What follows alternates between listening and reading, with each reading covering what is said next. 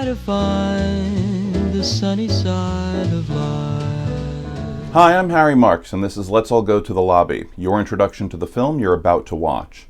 The final film in our week-long TCM Film Festival tribute is Wallace Worsley's 1923 silent drama, starring Lon Chaney as the titular bell ringer of Paris's Notre Dame Cathedral. From Universal Pictures, this is The Hunchback of Notre Dame. Chaney was known as the man of 1,000 faces, able to make himself up into all sorts of horrendous figures and creatures. He most famously played the terrifying Phantom of the Opera in 1925. But Quasimodo was a special role for him. Chaney was so adamant about playing the character that he nearly started his own production company to make the film himself. And that love of the material was evident throughout production.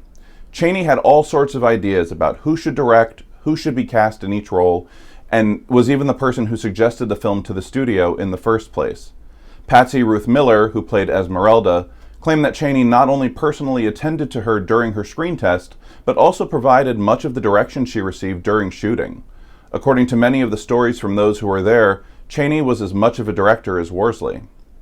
To sell the audience on the idea that they had been dropped into Paris circa 1482, set designers and builders worked tirelessly to construct massive sets and facades of Notre Dame Cathedral and the surrounding Paris streets.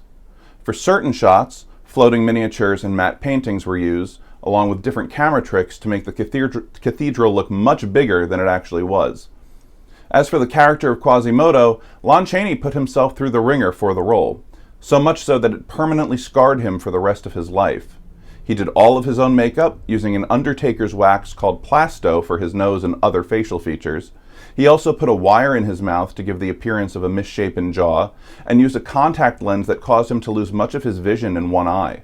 But perhaps the worst he endured was the hunch itself, which was a 10 to 15-pound plaster hump mounted to a restrictive brace, which kept Chaney bent over and his legs confined for much of the shoot. He suffered chronic pain because of it following the film's completion until his death in 1930.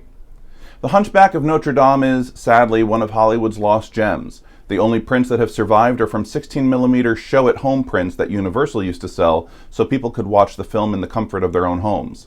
The original 35mm nitrate cuts are long gone, as are about 15 minutes of the original movie. But the film turns 100 years old this September, and even with the missing footage, it's no less thrilling now than it was when it was first released. From the incredible stunts, to the tricky camera work, to Chaney's tortured performance, both literally and figuratively, it's a marvel of a film. And so here it is, starring Lon Chaney, Patsy Ruth Miller, Norman Kerry, and Brandon Hurst. From Universal Pictures in 1923, this is The Hunchback of Notre Dame.